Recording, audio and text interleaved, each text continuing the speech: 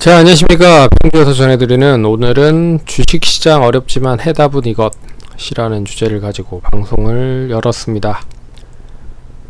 잘 아시다시피 시장이 그렇게 녹록치만은 않은 상황입니다. 오늘도 중국 시장이 5% 넘게 하락을 했고요.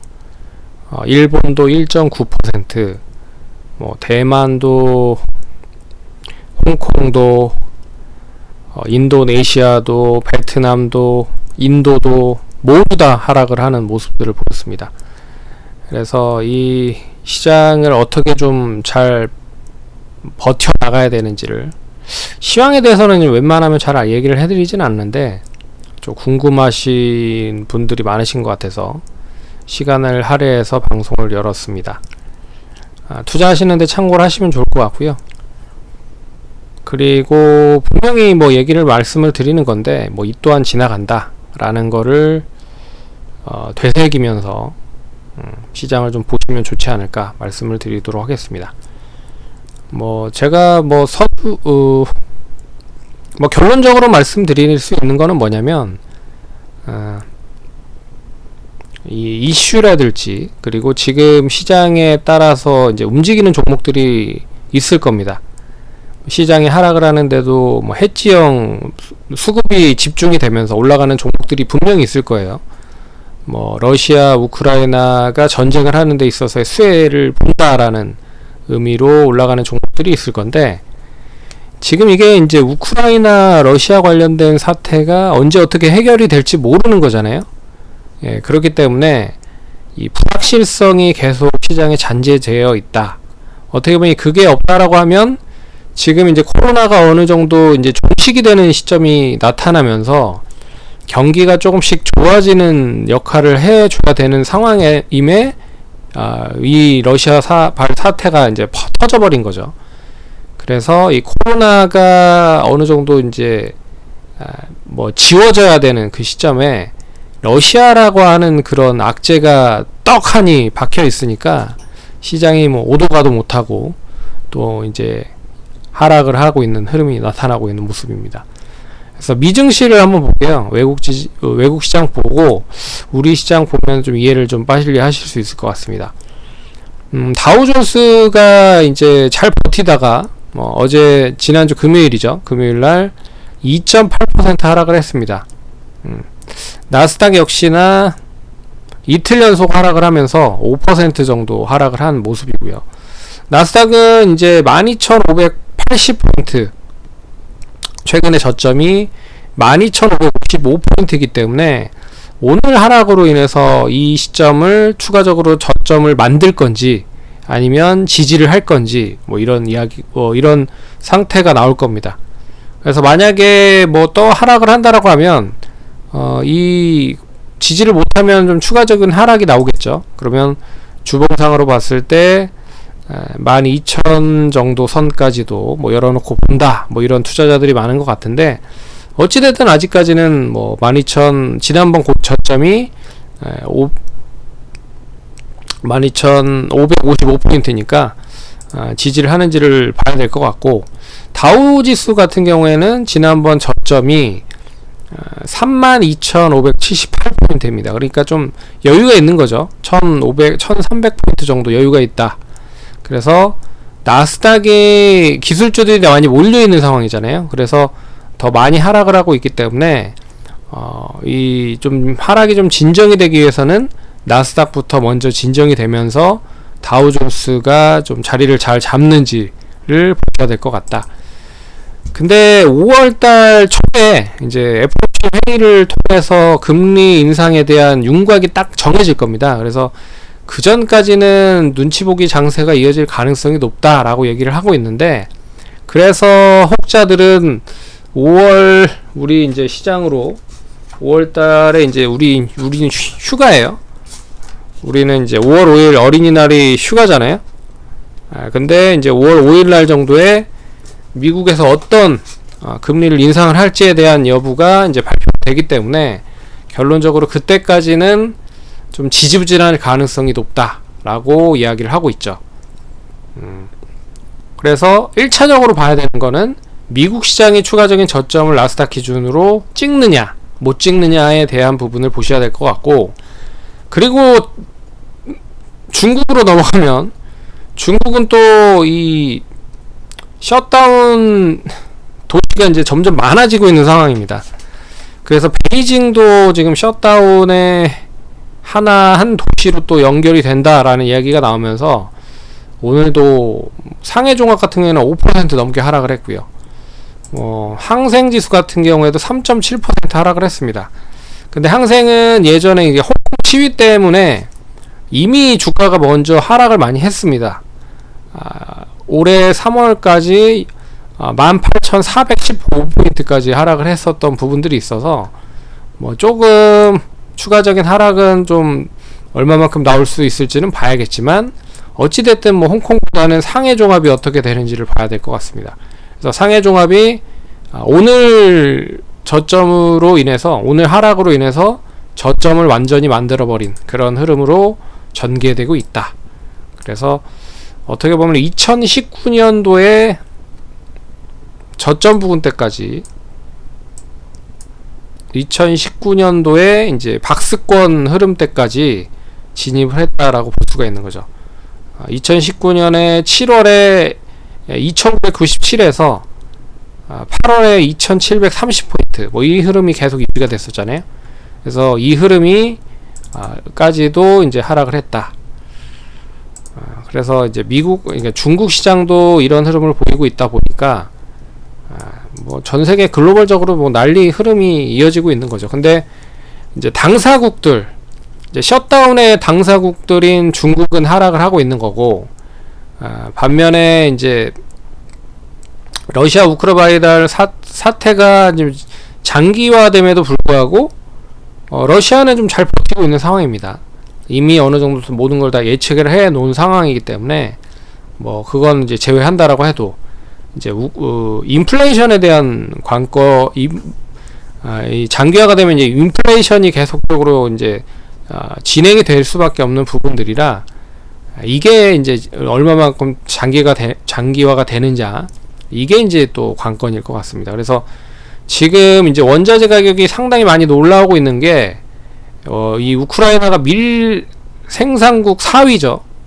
근데 밀을 생산하지 못하니까 결국에는 밀가루를 만들지 못하니까 밀가루 가격은 올라가고, 밀가루 가격이 올라가니까 결국에는 이제 빵이라든지 그 주식으로 사용을 하는 그런 과자 같은, 그리고 이제 유럽이나 북미 같은 쪽에서는 이제 빵을 많이 사용을 하기 때문에 그 빵에 대한 주식이 많이 올라갈 수밖에 없으면 당연히 이 음식 관련된 가격이 엄청나게 많이 올라가겠죠.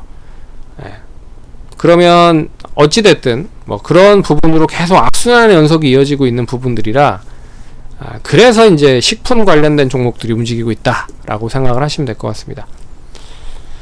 그래서 시장은 그렇게 좋지 않습니다. 이제 어느 시점에서 반등을 할지에 대한 부분은 1차적으로 봤을 때는 FOMC 회의를 통해서 금리를 얼마만큼 인상을 하는지, 지금 이제 금요일에 하락을 했었던 부분은 0.75 이상 올릴 수 있다라는 이야기가 나왔는데, 오늘 또 나온 뉴스로 봤을 때는 파월 의장이 0.75까지는 올리지 않을 거다라는 얘기를 하고 있어서 0.5 정도 올릴 가능성이 높지 않겠느냐, 이런 얘기가 나오고 있는 것 같습니다. 근데 이걸 다 모두 한 번에 끝낼 수 있는 방법이 있습니다. 그게 뭐냐면, 러시아와 우크라이나가 휴전협정을 하건지 아니면 전쟁을 끝내는 거죠. 그러면 어떻게 보면 모든 실마리가 다 끝나는 거죠. 근데 그게 러시아가 전승절 5월 9일이라고 했던가요? 그 전까지 끝낼 수 있다라고 얘기를 하고 있는데, 좀 더 지켜봐야 될 것 같습니다. 어찌 될지는 아무것도 모르니까. 그럼 이제 우리는 어떻게 좀 대응을 해야 되냐면, 지금 내가 보유하고 있는 종목들은 대부분 다 주식에 물려 있을 겁니다. 저도 물려 있고요. 그리고 대부분의 투자자들, 주식 투자하시는 분들은 모두 다 물려 있다. 그럼 이걸 이제 어떻게 극복을 해야 나가야 되느냐, 이게 이제 관건인 거잖아요. 한 가지 분명히 얘기해 드릴 수 있는 건 뭐냐면, 계속 이렇게 떨어질 때마다 내가 누누이 얘기를 해드리고 있습니다. 버틸 수 있는 종목이라고 하면은 버티시라는 거. 괜히 다른 데 가서 한눈 팔아서 단기 매매 했다가 단기 매매가 혹시라도 잘못돼 버리면 이제 골치 아파져 버린다는 거죠. 왜 그러냐면, 자, 예를 한번 들어 드릴게요. 그래서 이제 우리나라 업종 관련된 부분은 잠시 뒤에 얘기를 해드리도록 하겠고, 종목에 대한 부분을 좀 얘기를 해드리면, 최근에 이제 엄청나게 많이 올라가는 종목 섹터들이 있습니다. 바로 비료 관련된 종목들이 엄청나게 움직이고 있죠. 그래서 뭐 현대사료가 18,000원대에서 17만원까지 갔고요. 10배 올라갔죠, 거의.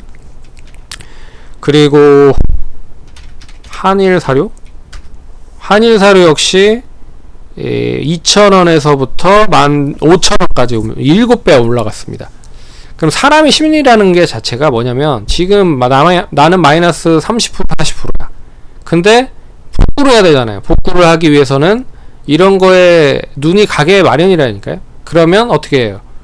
눈이 가게 마련이면 내가 보유하고 있는 종목 팔고 여기에서 조금이라도 한 30-40% 수익 나면 그래도 원금은 아니더라도 조금 수익이 날 수 있지 않겠느냐, 이렇게 생각을 합니다. 근데 그건 이제 뭐 이론상인 거고, 실제적으로 그렇게 되기에는 매우 어렵다. 왜 그러냐면, 첫 번째, 이게 이제 심리가 쫓기는 부분에서 단기 매매를 하기 때문에, 지금 내가 뭐 한 5억을 가지고 투자를 한다라고 해요. 근데 한 마이너스 30-40%가 났다, 뭐 마이너스 40%다 라고 하면 2억이 날라간 거잖아요. 그럼 3억이 남은 거예요. 그럼 3억으로 매매를 하는데, 내가 이제 3억을 가지고 투자를 해서 못해도 한 30-40%를 내면 그래도 뭐 조금 복구를 하는 거잖아요. 근데 급한 거죠. 마음이 급해서 30-40%를 갈 수 있을 만큼 버틸 수도 없을 뿐더러 그 전에 이제 미리 팔아버린다는 거죠. 그리고 무조건 이제 수익을 봐야 된다라는 이제 전제 조건이 필요하다는 거. 그렇기 때문에 좀 악수를 둘 수가 있습니다. 그게 뭐냐면, 신용과 미수를 또 질러버릴 수 있다는 거죠. 그러면 혹시라도 이게 잘 돼서 뭐 수익이 나면 상관이 없는데, 그런 시점에서 혹시라도 러시아가 우크라이나와 뭐 휴전 협상을 맺어버리네? 그러면 이런 종목들은 단기간에는 진짜 점화 2번 또 나올 수 있다. 그러면 지금 이제 13,350원이잖아요. 그러면 점화 2번, 이렇게 팔 기회도 안 주고 떨어져 버릴 수도 있다는 거죠. 그러면 30%면 뭐 이 종목이 떨어지라고 제가 고사를 지르는 게 아니라 그럴 수 있다는 거잖아요. 그럴 수 있다. 그래서 뭐 이틀 점화로 떨어지면 6,000원 정도 되겠죠. 6,000원도 안 되겠네. 그러면 내가 신용 미수로 다른 거 다 팔아서 매수를 했던 종목이 그렇게 빨아줘 버리면 거의 이제 없는 거죠. 남아있지 않다. 그러니까 지금 뭐 마이너스 40%가 되든 50%가 되든 뭐 반토막이 됐든 해도 그냥 가셔라. 웬만한 이상한 종목 아니고서는 올라가는 시기가 좀 틀릴 거다. 근데 시장이 좀 자리를 잘 잡는다라고 하면 종목들은 빠르게 회복을 할 거다 라고 말씀을 드릴 수 있을 것 같습니다. 그래서 첫 번째는 버텨야 되는 거. 단기 매매한다라고 해서 여기 기웃 저기 기웃 하지 마시라고요. 그래야 그걸 복구할 수 있는 능력을 가지신 분들은 몇 없다. 계속 이 주식을 쳐다보고 있어서 전업을 하시는 분들도 하기가 쉽지 않습니다. 근데 뭐 회사를 다니고 있다, 그리고 나는 뭐 사업을 하고 있다, 이런 분들이 하시는 분들이 많습니다. 근데 절대 하지 마시라 라는 거 다시 한번 얘기를 해드리도록 하겠고, 우리 시장 한번 보도록 하죠. 우리 시장이 중요한 거잖아요. 우리 시장이 어떻게 보면 1월 달에 떨어진 거는 이제 금리 인상을 할 수 있다라는 부분으로 떨어진 거고, 그리고 2월 달에 좀 잘 버텼는가 했는데 2월 달부터 3월 달 떨어진 거는 이제 러시아가 우크라이나를 쳤죠. 그래서 전쟁으로 떨어진 거고, 그래서 전쟁에 대한 부분이 어느 정도 이제 내성이 쌓이다 보니까 추가적인 하락을 하진 않고 옆으로 행보를 하다가 이제 중국도 셧다운이 걸립니다. 중국 셧다운이 나왔다. 이제 중국 셧다운이 나오다 보니까 결국에는 이제 뭐 이게 쉽게 좀 재밌는 말로, 재밌는 말은 아니고요, 뭐 우스갯소리로, 예. 뭐 뒤로 넘어져는 코가 깨진다라고 하잖아요. 이제 코가 깨지는 그런 현상이 이뤄지는 모습이 나타나고 있다, 예, 라고 볼 수가 있습니다. 그래서 이 이제 오늘 하락이 뭐 개파락으로 떨어져서 시작을 했고, 그리고 장 막판에 최저가로 하락을 했다. 그러니까 예전의 저점이 이제 2591포인트잖아요. 그래서 2590에서 2600 뭐 한 2-30 정도, 뭐 이 정도 시점을 내일 이제 혹시라도 미국 증시가 반등을 하지 못하면 우리나라 증시도 뭐 지난번 저점 부근 때까지 임박을 할 거다. 임박을 할 거다. 근데 임박을 했을 때 내가 가진 종목은 역시나 또 떨어지겠죠. 오늘도 코스피 시장이 1.7%나 하락을 했기 때문에 내가 코스피 종목을 가지고 있는 종목들은 못해도 곱하기 2 하면 뭐 그 정도 떨어진다라고 생각을 하시면 됩니다. 그러니까 3-4%는 떨어졌다라고 볼 수 있는 거죠. 그래서 내일 중요한 게 뭐냐면 추가적인 저점을 만드는지 안 만드는지가 중요하다. 혹시라도 만든다라고 하면 뭐 이때는 1월 28일 수급을 보면 누가 매수를 해서 끌어올렸는지를 확실하게 알 수가 있습니다. 1월 28일 날 볼게요. 1월 28일 날 보면 이제 해답이 나온다. 보시면 기관과 특히는 기관 쪽에서 많이 매수를 했죠. 전날에 연기금이 1조 2천억을 샀고 코스피에서. 네. 그러니까 결국에는 뭐냐면 내일도 추가적인, 그러니까 미국 시장이 하락을 해서 추가적인 저점을 만든다라고 해도 기관이나 외국인들이 추가적인 매도를 하지 않고 매수로 전환된다? 그러면 저점 매수를 할 가능성이 높다라는 거죠. 그러니까 장 초반에 보다 장 후반으로 갈수록 수급이 어떻게 되는지를 지켜보셔야 될 것 같습니다. 그게 이제 첫 번째고, 코스닥으로 보면요. 코스닥으로 보면 역시나 지난 1월 28일 날 저점 매수가 들어왔죠. 역시 똑같이 뭐 상승 하락을 반복을 했지만 변동성이 코스피보다는 코스닥이 훨씬 크다. 네. 그래서 뭐 이렇게 움직였었던 모습들이 나타났고, 근데 코스피보다는 어떻게 보면 코스닥이 더 많이 올랐기 때문에 떨어지지는 않았죠. 더 떨어지지는 않았어요. 뭐 예를 들면 코스피만큼 떨어지려고 하면 제가 봤을 때는 한 870 정도는 떨어졌어야 되는데 그래도 900 정도 선에서 잘 버티고 있는 상황이다. 그래서 코스피보다는 코스닥 쪽에서의 매수가 나름 잘 돌고 있다. 그게 왜 돌고 있는지를 아실 겁니다. 왜 그러냐면 테마주들이 엄청나게 코스닥 쪽의 종목들로 순환매가 되고 있기 때문이다 라고 말씀을 드릴 수가 있는 거죠. 그래서 코스닥은, 그러니까 코스닥 같은 경우에는 시가총액 상위 종목이 딱 정해져 있죠. 그래서 삼성전자나 SK하이닉스가 못 올라가면, 그러니까 뭐 지수는 하락을 할 가능성이 매우 높아진다 라고 볼 수 있지만, 코스닥 같은 경우에는 이제 테마주들이 엄청나게 많이 몰려 있는 상황이죠. 그래서 오늘도 수산업 관련된 뭐 사조 대림, 사조 산업, 사조 시푸드 뭐 이런 종목도 이렇게 올라가고, 조비, 대유 뭐 이런 종목들도 이렇게 올라가고, 음식료 관련된 종목도 이렇게 올라가고, 현대사료, 효성 OMB 뭐 이런 종목들도 올라가고, 그래서 테마주들이 많이 있기 때문에 코스닥 시장은 조금 코스피보다는 강했다 라고 볼 수 있죠. 역시나 1월 28일날 코스닥 시장에서 어떤 섹터의 수급이 매수를 하는지를 보시면 역시 외국인과 기관의 동반 매수가 들어오면서 지수를 부양을 했고 저점을 찍었다. 이게 이제 우리한테는 이제 중요한 키포인트가 될 수 있는 거죠. 그래서 시장 뭐 내일도 얼마만큼 떨어질지는 봐야겠으나 단기적인 저점을 만드는 건 역시 외국인 아니면 기관이 만들 가능성이 높다.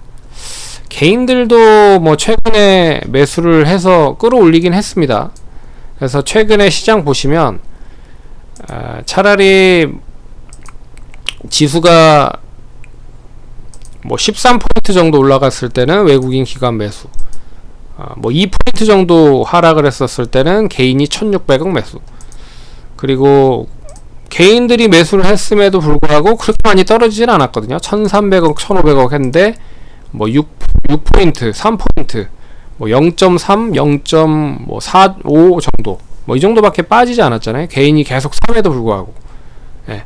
근데 오늘은 개인이 엄청나게 샀음에도 불구하고 뭐 외국인과 기관이 뭐 1500억 1000억씩 팔아버리니 결국에는 밀려버릴 수밖에 없는 거죠. 그러니까 외국인과 기관이 많이 안 팔든지 아니면 저점에서 매수를 해서 끌어올리든지 이제 그 흐름이 중요한 부분입니다. 그리고 1월 28일 날 보시면 뭐 단기적인 저점이라고 해서 매수가 들어오는데 기관 외국인이 동반 매수가 들어왔죠.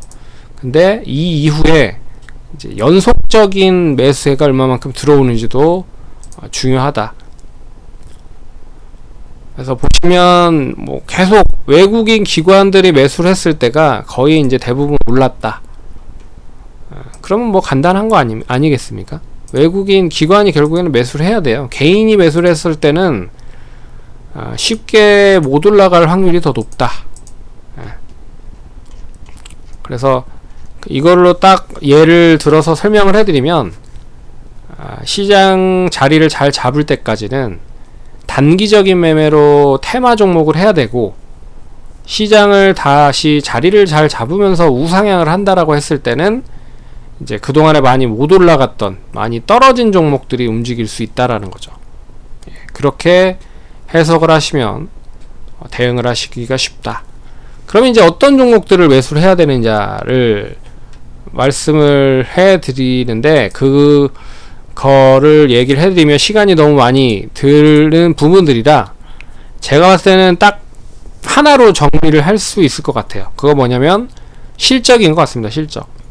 결국에 1분기 실적이 좋았었던 업종 섹터들을 한번 보시고 그리고 2분기 때 3분기 때도 계속 좋아질 수 있는 업종 섹터가 내가 보유하고 있는 종목 섹터냐를 잘 살펴보신다라고 하면 하나의 투자 아이디어가 될 수 있지 않을까라고 생각을 할 수 있을 것 같고 나는 내가 보유하고 있는 종목이 실적은 별로야. 근데 시장이 올라오면 같이 올라갈 것 같아 라고 하는 종목들이 있으면 보유를 하시기 바라겠고요.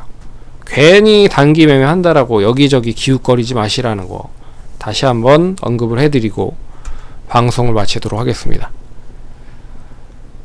네, 성공 투자하시고요. 좋아요, 구독 해주셔서 감사드립니다. 그럼 그러면 즐거운 저녁 되시기 바라겠습니다. 감사합니다.